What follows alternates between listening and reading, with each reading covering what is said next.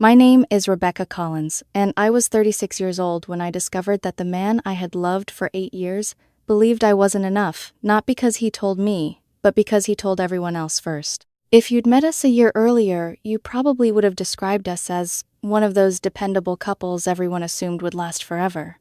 Daniel Parker and I had met through mutual friends in our late 20s. I worked as a financial consultant while he built a successful event planning business. We dated for 2 years before moving in together. 3 years ago, we bought a beautiful house in the suburbs, complete with a maple tree in the front yard that turned brilliant shades of orange every autumn. We talked about getting married, about children, about growing old in that house. From the outside, everything looked wonderfully ordinary. Looking back now, I realize ordinary can hide an astonishing amount of loneliness. The changes didn't happen overnight. They arrived quietly, like dust settling on furniture. Daniel began comparing me to other women. Never directly enough to start an argument, always wrapped inside a laugh. Emily's husband says she's become incredibly adventurous lately. You know Melissa runs every morning before work. She's so disciplined. Claire somehow balances her career and still manages to look amazing every day. Sometimes he'd smile afterward and kiss my forehead. I'm just teasing. At first I laughed too. Then, I started wondering why every joke seemed to end with me feeling slightly smaller. His business had been struggling for nearly a year. Several large clients had canceled events, and I convinced myself his criticism came from frustration rather than cruelty. So I compensated. I cooked more often, planned weekend trips, suggested date nights, asked how I could help with his company. Most evenings he barely looked up from his phone. His answers became shorter. His hugs became quicker. Our conversations slowly transformed into schedules instead of dreams. I kept telling myself relationships went through seasons, that love sometimes became quiet, that if I worked a little harder, we'd find our way back. I didn't realize I was the only one trying. The breaking point came on a Saturday evening. Daniel invited 5 of his closest friends over for wine appetizers, and one of those casual gatherings we'd hosted dozens of times before. I spent most of the evening making drinks, carrying food into the dining room, and making sure everyone felt welcome. People complimented the house. Someone joked that I should start my own catering business. Daniel smiled politely but barely included me in conversations. Around 8 o'clock, I stepped into the kitchen to refresh my bourbon. The music from the living room floated softly through the hallway. Someone laughed. A cork popped. Then I heard 2 familiar voices from the dining room. Daniel and his longtime friend Lauren. Lauren asked casually, "So, how are things between you and Rebecca? You two seem pretty solid." There was a pause, long enough that I almost walked back into the room. Then Daniel sighed, quietly, "Honestly, I feel stuck with her." My fingers tightened around the glass. Lauren didn't answer immediately. Daniel continued, "She's comfortable, predictable, safe." Another pause. "I need a real woman. Someone with ambition. Someone who actually takes charge instead of waiting for life to happen." The words didn't hit all at once. They landed, one by one, like stones dropped into still water. A real woman. Not enough. Not me. I stood frozen beside the kitchen counter, staring at the amber liquid swirling inside my glass. For a strange moment, my mind refused to accept what my ears had already understood. 8 years. Reduced to a conversation he thought I'd never hear. Part of me wanted to march into the dining room, demand an explanation, watch every face around that table turn pale. Instead, I finished pouring my drink, walked calmly through the living room, picked up my purse, grabbed my keys, and left without saying goodbye. No one stopped me. No one even noticed. The cool night air hit my face like cold water. I drove 20 minutes to my older sister Olivia's house. She wasn't home. She had given me a spare key years ago for emergencies. I let myself in, sat alone on her couch, in complete darkness. My phone buzzed repeatedly. Daniel, Daniel, Daniel. 3 missed calls. Then a message. "Where did you go? Everyone's asking where you are." A few minutes later. "Are you okay?" I stared at the screen. Finally typed back, "I'm fine. Needed some air. Don't wait up." Nothing more. I spent the next 2 hours replaying every conversation we'd had during the past year. Every joke. Every comparison. Every compliment he'd given another woman while overlooking me. Pieces that had never fit together suddenly formed a picture I wished I couldn't see. Around midnight, I drove home. The guests had gone. The house was spotless. Daniel lay in bed, scrolling through his phone. He barely looked surprised when I walked in. "There you are," he said. "Where did you disappear to? That was pretty rude." Rude. I almost laughed. I needed to clear my head. "From what?" He sounded genuinely confused. "You hardly socialized tonight." I looked at him. Really looked at him. The man whose hand I'd imagined holding for the rest of my life. The man who had called me safe. Predictable. Not a real woman. "I'm tired," I said quietly. "I'm sleeping in the guest room." He frowned. "Rebecca." But I was already walking away. He never followed. The guest room felt strangely peaceful. The silence hurt less than his words. Before falling asleep, I looked at the framed vacation photo sitting on the dresser. We were smiling, standing on a beach, wrapped around each other, as though nothing in the world could separate us. Now it looked like strangers pretending to be happy. The next morning, I woke before sunrise. For several minutes, I simply stared at the ceiling. Then I reached for my phone. The first call was to a divorce attorney recommended years earlier by a colleague who'd survived a painful separation. I left a voicemail requesting the earliest consultation available. My second call was to Olivia. "Can I stay with you for a few days?" She didn't ask why. Of course. I packed a single suitcase while Daniel still slept upstairs. Before leaving, I placed a handwritten note on the kitchen counter. "I'm staying with Olivia for a few days. I need space to think." I closed the front door quietly behind me. As I drove away from the house we'd built together, one thought repeated itself over and over. Maybe I hadn't lost Daniel last Saturday night. Maybe I'd lost him months ago, and I had simply been the last person to realize it. Olivia was waiting for me at the door when I arrived. She took one look at my suitcase, then at my face, and stepped aside without asking me to explain in the hallway. That was one of the things I loved most about my sister. She knew when questions would help, and when they would only make the wound bleed faster. Inside, she poured coffee while I sat at her kitchen table, still wearing the clothes from the night before. "What happened?" she asked gently. I stared at the steam rising from my mug. Then I told her everything. The party. Lauren's question. Daniel's answer. The words, "real woman." By the time I finished, Olivia's expression had hardened. "He said that with you in the house?" I nodded. "And then acted offended because you left." Another nod. She leaned back in her chair and crossed her arms. "Rebecca, that wasn't venting.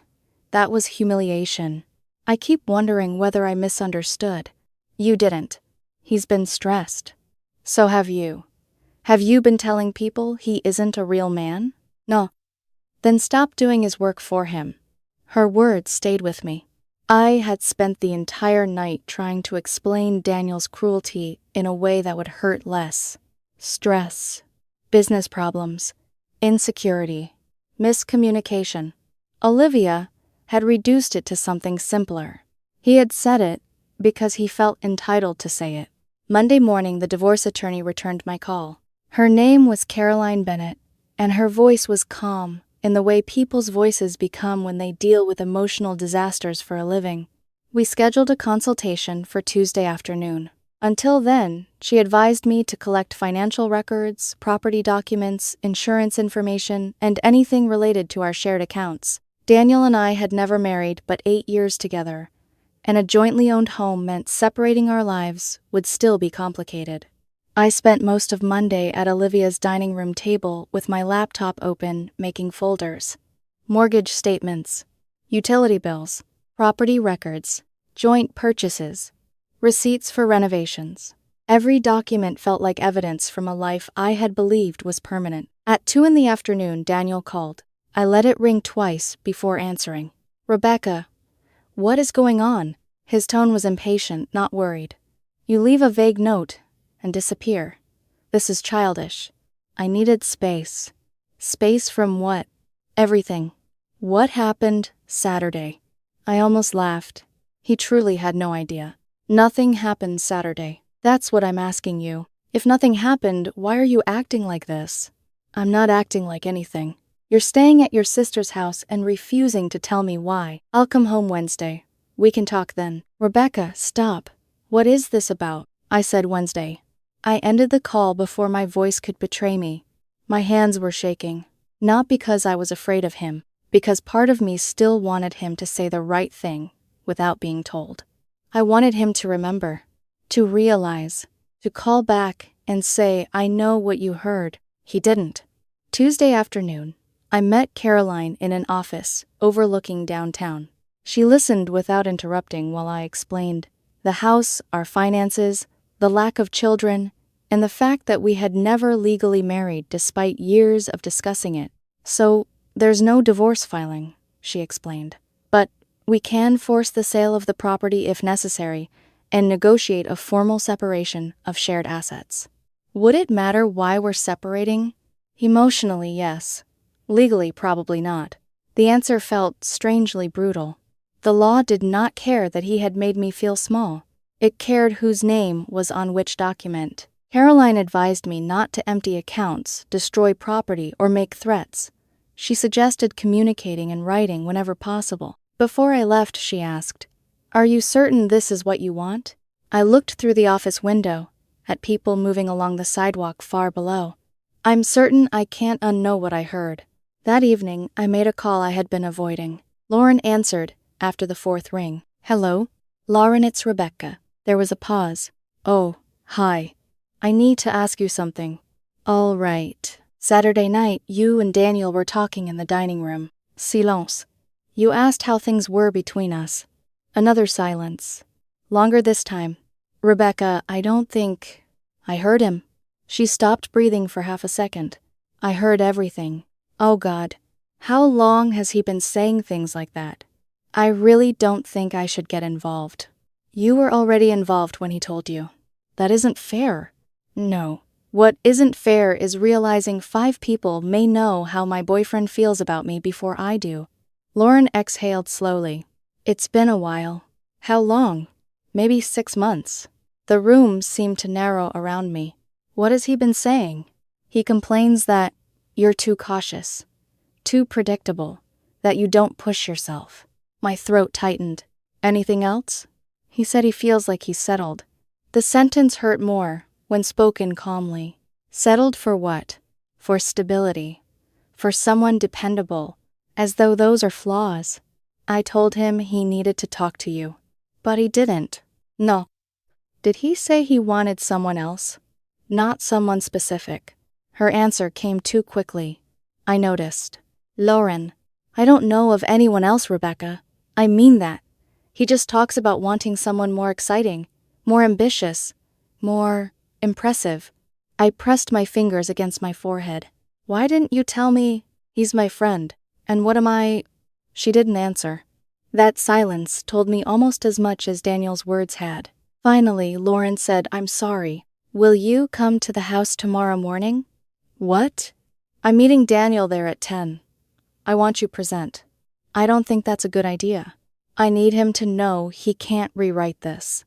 He's going to be furious with me. He should be ashamed of himself, not furious with you." Lauren hesitated, then quietly said, "I'll come." Wednesday morning, I drove back to the house. Daniel's car was already in the driveway. Lauren's car was parked beside it. For one disorienting moment, I wondered whether they had spoken before I arrived, whether they were preparing a story.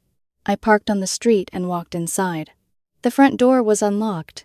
Their voices carried from the living room. Daniel sounded angry. "You had no right to tell her." Lauren answered, "She heard you herself." I stepped into the room. They both turned. Daniel stood immediately. "Rebecca." His face changed when he saw mine. Not guilt. Fear. "You're home." "It's my house." Lauren looked pale. Daniel glanced between us. "What is this?" I asked Lauren to come. "Why?" "Because I wanted one conversation where nobody could pretend they remembered things differently." He stared at me. Then, understanding moved across his face. You heard us. It wasn't a question. Yes. He sat down slowly. Rebecca, I was frustrated. You said you felt stuck with me. I didn't mean it like that. You said I wasn't a real woman. His eyes dropped. That was a stupid thing to say. You've apparently been saying versions of it for 6 months. Daniel's head snapped toward Lauren. You told her. Lauren stood. She asked me directly. You betrayed me. No, Lauren said, her voice shaking. I stopped helping you betray her. Daniel turned back to me. Tears had begun gathering in his eyes. My business has been falling apart. Everyone around us seems to be moving forward and I feel like I'm failing. So you blamed me. I wasn't blaming you. You compared me to other women. You mocked me to your friends. You made me sound like a burden. I was insecure. I looked at him for a long moment. So, to feel less inadequate, you decided to make me feel inadequate instead. That's not what I wanted, but it's what you did. Lauren picked up her purse. I should go. Daniel glared at her, but she didn't look away. At the doorway, she turned toward me. I'm sorry, I didn't tell you sooner. Then she left. The house became painfully quiet. Daniel moved closer. We can fix this. I don't think we can. We can go to counseling. You had 6 months to talk to me. I was scared. Of what? That you wouldn't understand. I shook my head. No, you were afraid I would understand perfectly. His face crumpled. Please don't throw away 8 years over one conversation. This isn't one conversation. It's 6 months of conversations I wasn't invited to. He reached for my hand. I pulled it away. Rebecca, please. I had imagined this moment so many times over the previous 3 days. I thought I would yell. I thought I would cry. Instead, my voice came out almost calm. I met with an attorney. Yesterday. Daniel froze. What? I'm separating our finances, and I'm asking for the house to be sold. His mouth opened, but no words came out. For the first time since Saturday night, he finally understood that I wasn't asking him to explain himself. I was telling him what his words had cost. For several seconds, Daniel simply stared at me.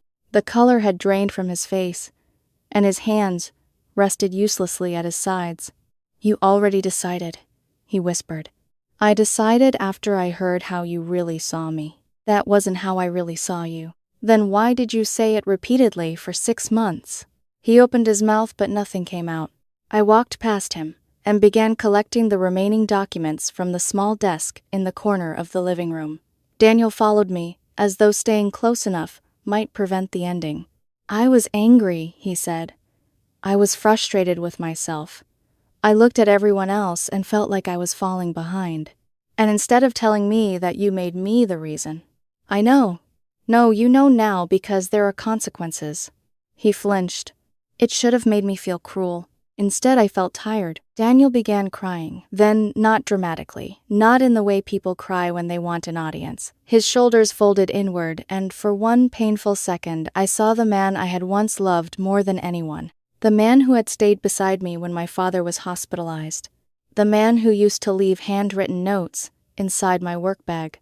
The man who had apparently disappeared so gradually that I hadn't noticed when his affection became contempt. I'll do anything, he said. Counseling, therapy. I'll close the business if that's what it takes. I'll change. You shouldn't close your business for me. Then tell me what to do. That's the problem, Daniel. You want me to give you instructions now because you're afraid of losing the house and the life we built. But when you were losing respect for me, you never asked how to fix it. I still respect you. I looked at him. No, you respect what I provided. He shook his head quickly. That's not true. Stability. A house. Financial security.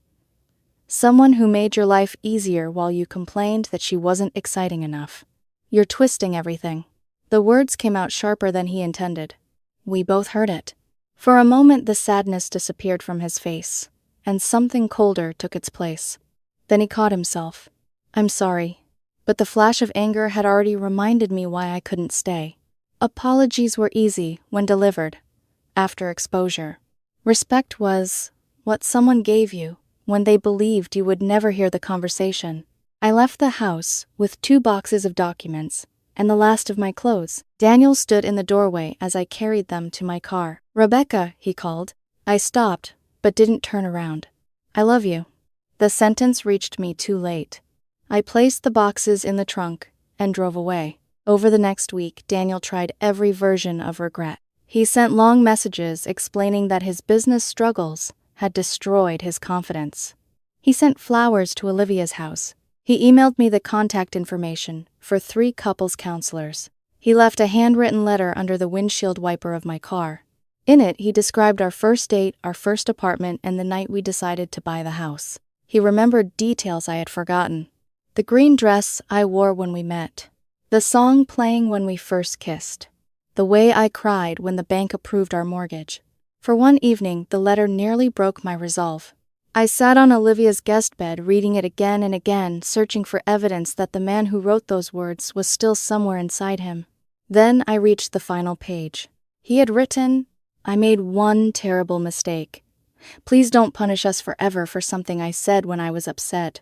One mistake. Even after everything, he was still reducing 6 months of humiliation to a single careless sentence. I folded the letter and placed it back in the envelope. The next morning I gave it to Caroline. "Keep this with the other records," I said. Daniel's mother called me that afternoon. Her name was Margaret, and I had always liked her. She was practical, warm, and far less dramatic than her son. "Rebecca," she began, "Daniel told me what happened." I braced myself for accusations. Instead, Margaret sighed. "I don't know what he was thinking." I said nothing. "You have been good to him," she continued. "Better than he deserved lately." The kindness in her voice almost made me cry.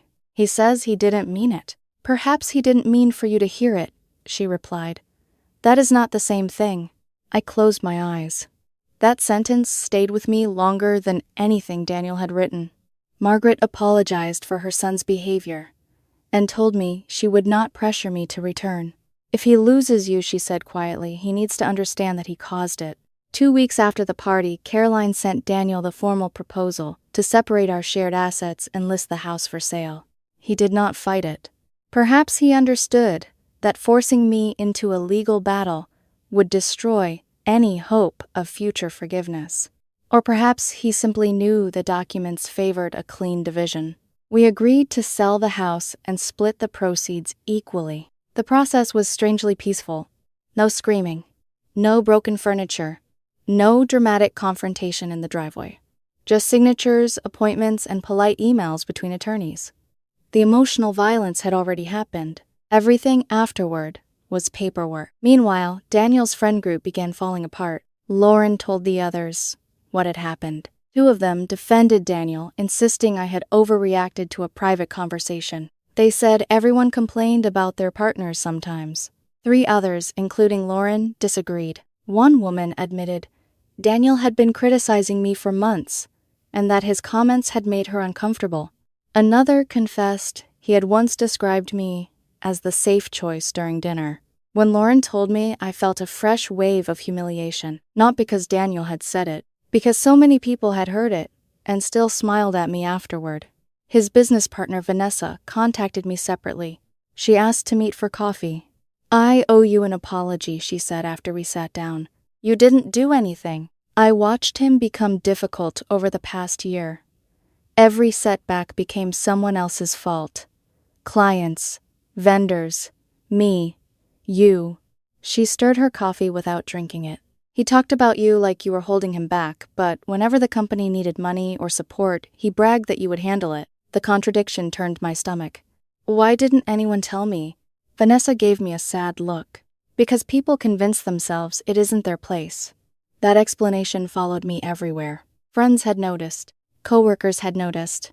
Olivia admitted she had never trusted the way Daniel dismissed my opinions in public. Even my colleague Benjamin said Daniel always seemed irritated when I received praise. "You would have defended him," Olivia told me one night. She was right. Love had made me an excellent attorney for someone who never deserved a defense. 6 weeks after the house was listed, it sold. On the final afternoon, I returned alone to collect the last box from the guest room. The house echoed without furniture. Every step sounded too loud. In the kitchen, I noticed 2 faint rings on the counter, where our coffee mugs used to sit each morning. Upstairs, I found an old photograph behind the dresser. Daniel and I were standing beneath the maple tree after buying the house, holding the keys between us. We looked hopeful. Young. Certain. I sat on the empty bedroom floor and let myself cry for the first time since the party. Not because I wanted him back, because the woman in that photograph had no idea what was coming. I cried for her trust, for the future she had imagined, for the years that had been real to her, even if they had become something smaller to him. Then I placed the photograph inside the box and carried it outside. I moved into a downtown apartment with tall windows and uneven wooden floors. At first, the silence frightened me. Then it began to feel like freedom. No comparison. No hidden conversations. No wondering why the person beside me seemed disappointed by my existence. 3 months later, on a rainy Thursday morning, I walked into a coffee shop near my office. Lauren was standing by the counter. When she saw me, her expression changed. "Rebecca," she said carefully. I almost turned around. Then she added, "There's something about Daniel you should know."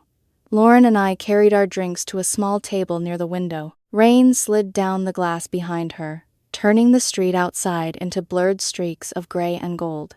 For a few seconds, neither of us spoke. She wrapped both hands around her coffee cup. "Daniel's business closed last month," she said. I had expected something dramatic. An illness. A lawsuit.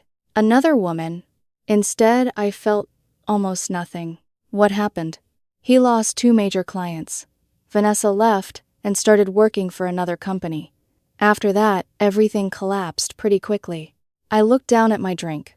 Daniel had spent months blaming our life for making him feel trapped. Now the business he had used to justify his resentment was gone too. He moved back in with his parents, Lauren continued. Margaret's trying to help him get back on his feet. I'm sorry to hear that. She studied my face, perhaps searching for satisfaction. There wasn't any. Daniel's failure did not repair what he had broken in me. It did not make me more valuable. It only proved that I had never been the reason he felt inadequate. He keeps saying he didn't mean what he said, Lauren told me. That he was venting and never imagined you would hear it. But he did mean it. Lauren looked uncomfortable. Maybe not every word. The exact wording isn't the point. I leaned back in my chair. You don't call someone your safe choice for 6 months unless part of you believes it. You don't compare her to other women every week unless you want her to notice she's disappointing you. Lauren nodded slowly. I think you're right. Did he ask you to speak to me? No. The answer was immediate. Then she lowered her eyes. But he talks about you constantly. That's his problem now. I know. We sat in silence as a barista called someone's name across the room. Finally, Lauren said, For what it's worth, I think you handled everything with more grace than most people would have. I didn't want revenge. You could have embarrassed him in front of everyone that night. I thought about it. Why didn't you? I watched the rain gather at the edge of the awning outside, because I knew I was too hurt to control what happened next. If I had walked into that dining room, I might have screamed. He would have denied it, his friends would have chosen sides, and somehow the story would have become about my reaction. Lauren's expression softened. So you left. I needed to hear my own thoughts before everyone else told me what I should feel. She nodded. That makes sense. Before we parted, Lauren apologized again for staying silent. I accepted the apology, but we did not become close. Despite what several people later assumed, there was never anything romantic between us. Lauren was married, and our relationship remained what it had always been, 2 women connected by one painful truth neither of us had wanted to carry. After that morning, Daniel contacted me 3 more times. The first message was brief. I hope you're doing well. I finally understand why you left. The second was longer. He apologized without mentioning stress, business failure, or misunderstanding. For the first time, he wrote that he had resented me because my stability reminded him of everything he feared he lacked. He admitted that each comparison had been designed to make me chase his approval. That confession hurt, but it also freed me. I had spent months wondering whether I had accidentally become dull, passive, or unworthy. The truth was uglier and simpler. Daniel had needed me to feel small so he could feel powerful. His final attempt came at 2:13 in the morning. My phone lit up on the bedside table. I almost ignored it. Then I saw his name. Rebecca, I made the worst mistake of my life. I know I don't deserve another chance, but I need you to know I still love you. I would do anything to go back. I read the message once. Then I turned my phone face down. There was a time when those words would have pulled me back, but love without respect had already taught me what it cost. By then, the legal separation of our shared property was complete. Because we had no children, did not fight over the house, and cooperated through our attorneys, the process moved quickly. The house was sold, the proceeds were divided equally, and our joint obligations were closed within 4 months. The ending was efficient. Healing was not. For weeks I woke, expecting to hear Daniel moving in another room. I still bought too much food. Still glanced at my phone around 6 because that was when he used to ask what we were having for dinner. Grief appeared in ordinary places. A grocery aisle. A song playing inside an elevator.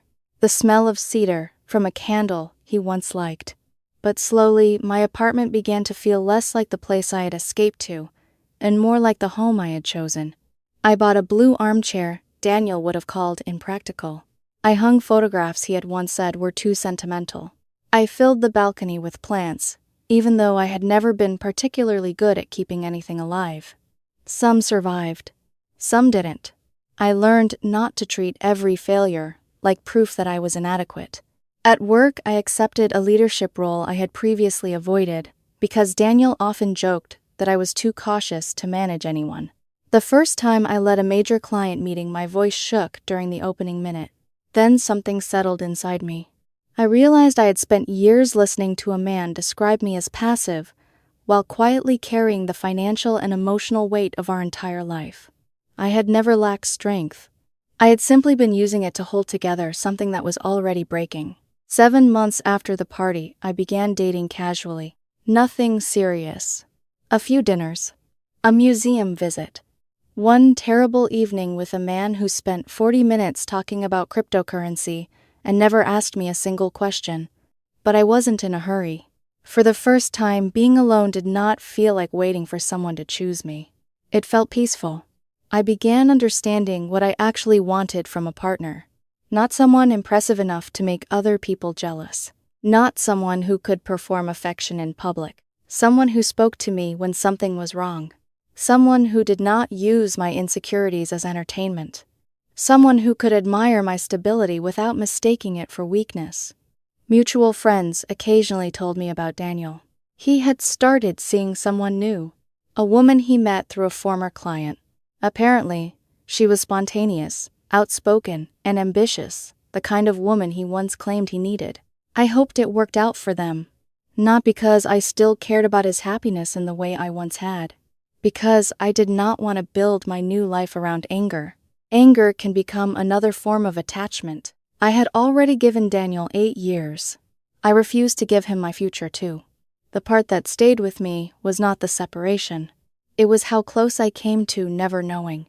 If I had stepped outside for air 30 seconds earlier, I might not have heard him. If the music had been louder, I might have missed the words. If Lauren had whispered, I might have walked back into the room, smiling, carrying drinks for people who already knew my boyfriend, viewed me as a compromise. We might have stayed together. Maybe we would have gotten married. Maybe we would have had children. Maybe I would have spent years trying to earn the respect of a man who had already decided I wasn't enough. That possibility frightened me more than losing him.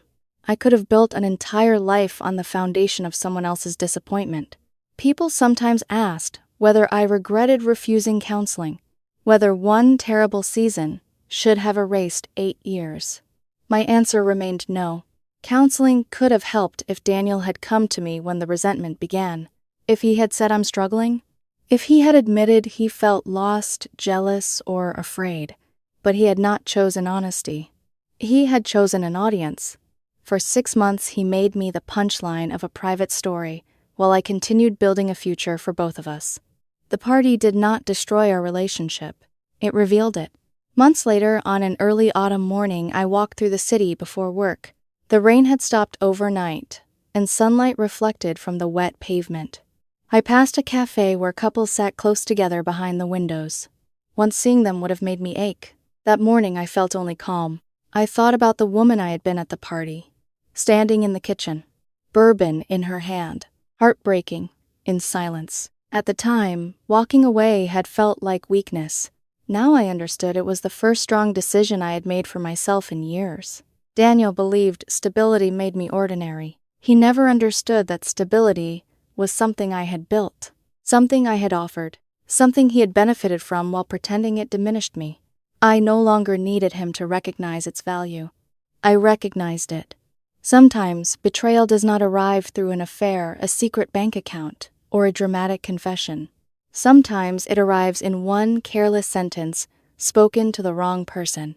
Sometimes the person who breaks your heart also saves your future by finally telling the truth. And sometimes the kindest thing you can do for yourself is walk away from someone who only understands your worth after losing access to it.